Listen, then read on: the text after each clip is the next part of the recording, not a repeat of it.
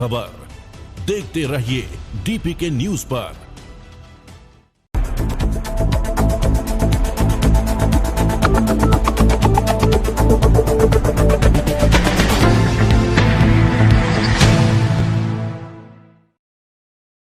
नमस्कार, डीपी के न्यूज में आपका स्वागत है। मैं आपके साथ हर्ष चौधरी। बुलेटिन की शुरुआत करने से पहले एक नजर बुलेटिन की अहम सुर्खियों पर। राजस्थान में 15 दिसंबर से कड़ाके की ठंड का अलर्ट, कई जिलों में छाया कोहरा।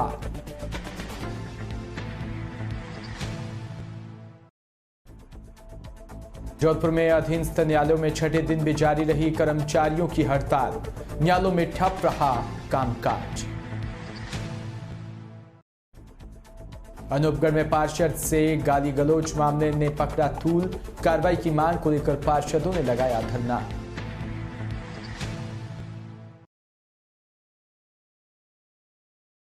और खबरें विस्तार से।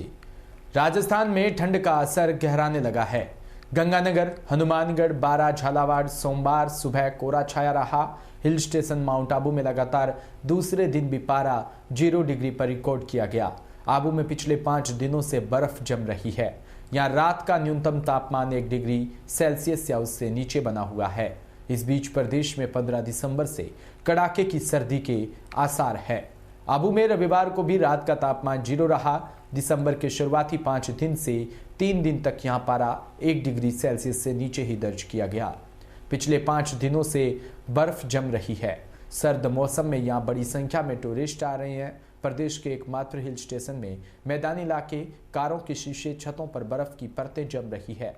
मौसम केंद्र जयपुर से जारी रिपोर्ट के मुताबिक भीलवाड़ा, अलवर, पिलानी, सीकर, चूरू, गंगानगर, धौलपुर, नागौर, बारां, करौली, हनुमानगढ़ और फतेहपुर में न्यूनतम तापमान 10 डिग्री सेल्सियस से नीचे दर्ज हुआ। गंगानगर, हनुमानगढ़, बारां, झालावाड़ एरिया के ग्रामीण इलाकों में सोमवार सुबह हल्का कोहरा भी देखने को मिला।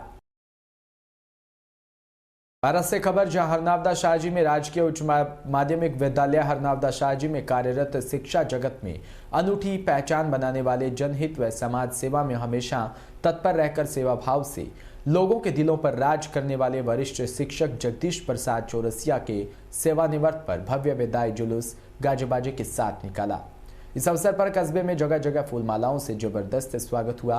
वहीं विवेकानंद सर्किल पर यूथ कांग्रेस नगर अध्यक्ष मोहित गुप्ता के नेतृत्व में युवा साथियों ने फूलमाला पहनाकर चौरसिया का भव्य स्वागत किया। जोधपुर में राजस्थान न्याय कर्मचारी संघ के आह्वान पर प्रदेश भर के अधीनस्थ न्यायालयों में कर्मचारियों द्वारा शुरू की गई अनिश्चितकालीन हड़ताल सोमवार को छठे दिन भी जारी रही।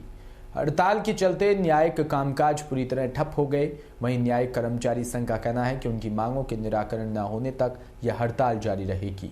गौरतलब है कि जज के निवास पर चतुर्थ कर्मचारियों की मौत के बाद पुलिस द्वारा एफआईआर तक दर्ज न करने व मामले में कोई कार्रवाई न होने के चलते पहले तो न्यायिक कर्मचारी संघ द्वारा विरोध प्रदर्शन किया था, लेकिन मांगों पर सकारात्मक कार्रवाई न होने के चलते अधीनस्थ न्यायिक कर्मचारियों ने प्रदेशव्यापी हड़ताल शुरू कर दी थी। जोधपुर में भूतपूर्व सैनिक आरक्षण समिति जोधपुर संभाग के बैनर तले सोमवार को रातानाडा सर्किल से पूर्व सैनिकों ने रैली निकालकर जिला कलेक्टर को ज्ञापन दिया। ज्ञापन में पूर्व सैनिकों का सरकारी भर्ती में पूर्व निर्धारित 12.5% कोटा यथावत रखने की मांग की गई।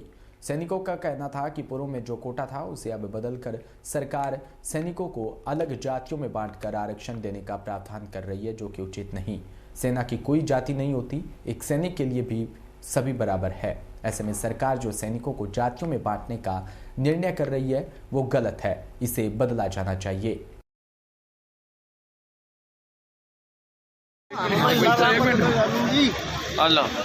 जी भाई साहब, आज आपका कार्यक्रम और क्यों? आज का कार्यक्रम ये है सर, हम लोग यहाँ पे पिछले 1 महीने से संघर्ष कर रहे हैं और वो इसलिए कर रहे हैं कि एक्स सर्विसमैन को जब से ये एक विसंगति करके ओबीसी का पॉइंट छिड़ा है राजस्थान के अंदर, वो 2 महीने से चल रहा है। उसको लेकर राजस्थान सरकार ने 2-3 बैठकें की और आखिर बैठक जो हुई थी वो 24 नवंबर को हुई थी कैबिनेट की। उस बैठक में हमारे बरखिलाफ जो निर्णय गया है उसको लेकर हर जिलों में ये चीज़ हो रही है।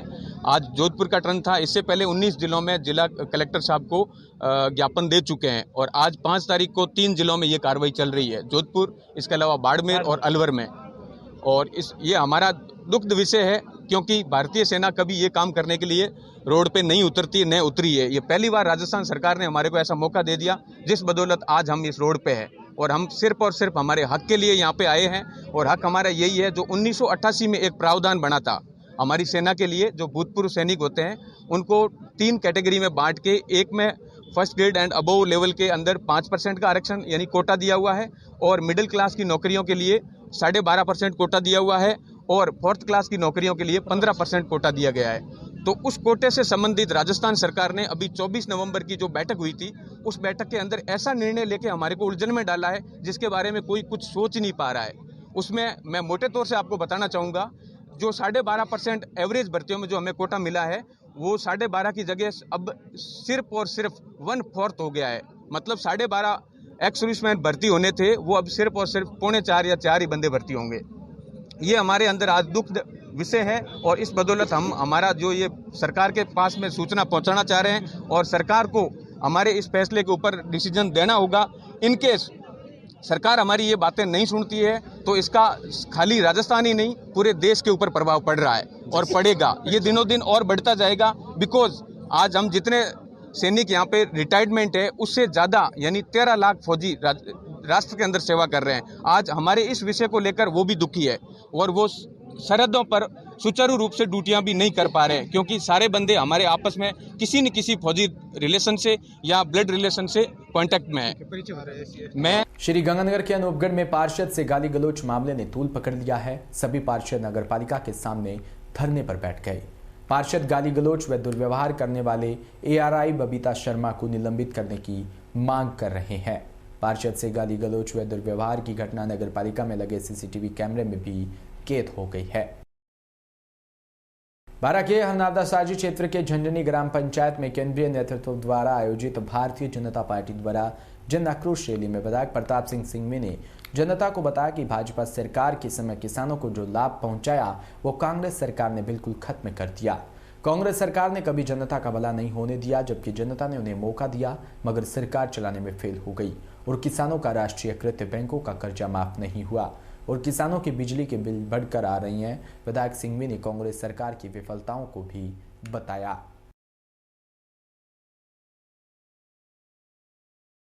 पालिका में एक ऐसी कर्मचारी है जो जिसको हम अगर लेडी डॉन भी कहें तो अतिशयोक्ति नहीं होगी, क्योंकि वो हर एक पार्षद के साथ बदसलूकी कर चुकी है, हर एक कर्मचारी के साथ बदसलूकी कर चुकी है, और जो आम लोग जो आते हैं उनके साथ भी बदसलूकी कर चुकी है। तो उनसे आज हमने हमारे एक पार्षद साथी के साथ जो वार्ड नंबर 10 से कांग्रेस के प्रत्याशी से टिकट से जीते हुए हैं, और सभी पार्षद के साथ है, इसमें ना कोई पार्टीबाजी है, कांग्रेस के, बीजेपी के और निर्दलीय सारे पार्षद इस हमारे पार्षद साथी के साथ हैं, और आज हमें यहाँ धरना दे रहे हैं। जब तक उस ARI lady don Babita Sharma को यहाँ से निष्कासित नहीं किया जाएगा, हम धरने पर लगातार बैठे रहेंगे, और रात और दिन लगातार हमारा धरना निरंतर। खबर जायल से, जहां शनिवार को सीकर में हुए राजू ठेठ हत्याकांड में मृतक ताराचंद कड़वासरा के परिवार को आर्थिक सहायता की मांग को लेकर सर्व समाज ने प्रदर्शन कर मुख्यमंत्री के नाम ज्ञापन सौंपा है।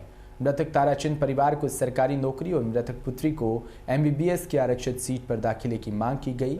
सीकर में हुए राजू ठेठ हत्याकांड में हत्यारों द्वारा नागौर जिले के जायल तहसील के दोतीना गांव निवासी ताराचंद कड़वासरा को गोली मारकर हत्या कर दी गई।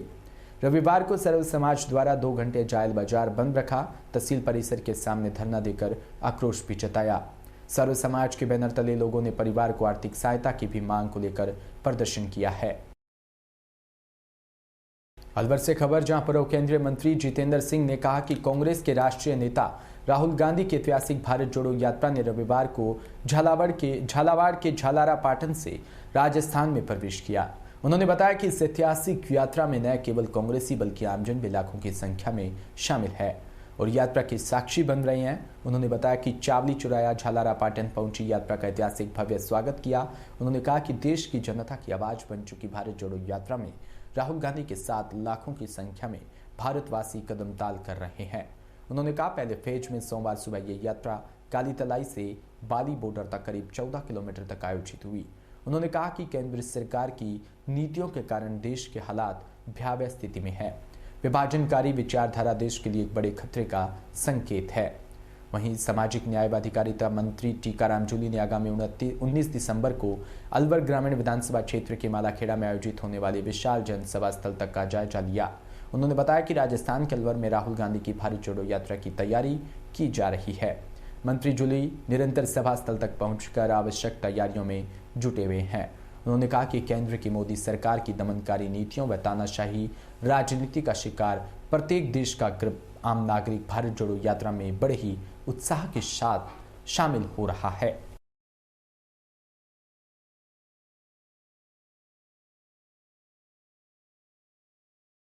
3 बच्चे हैं, उसके एक छोटा बच्चा है, वही उसको घर चलाने वाला था।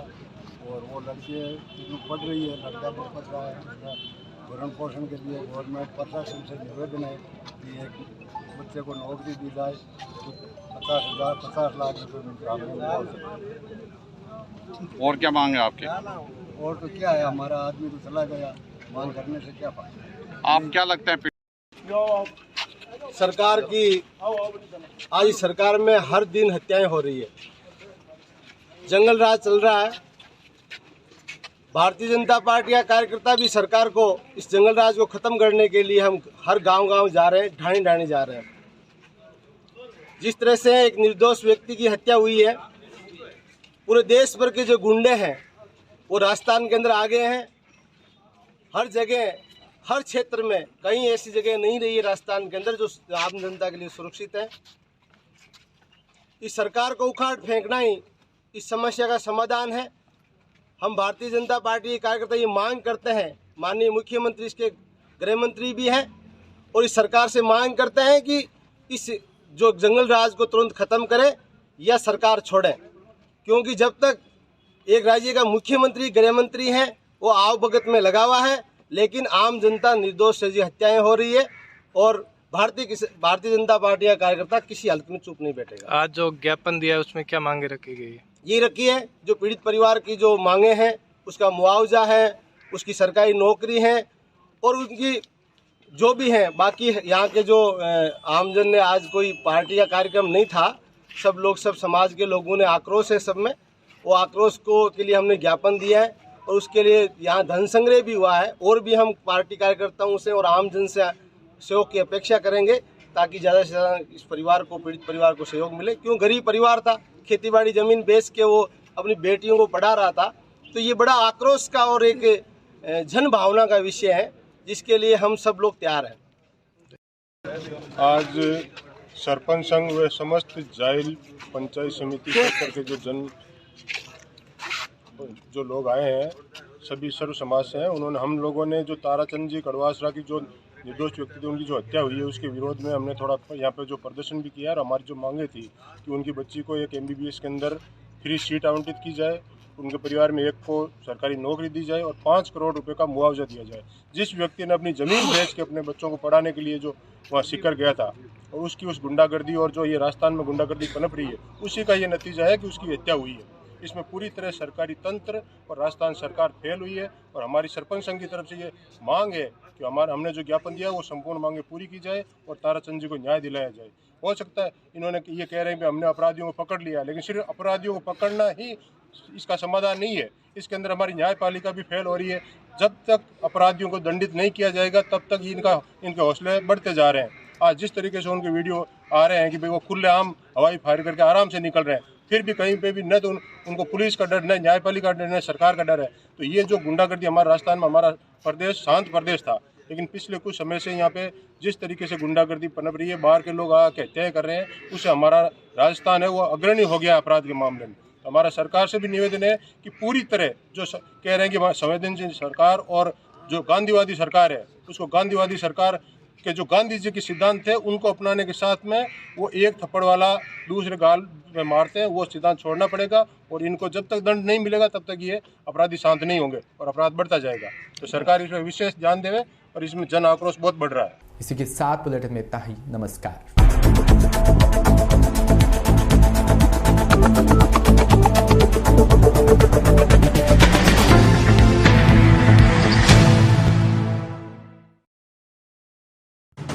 राजस्थान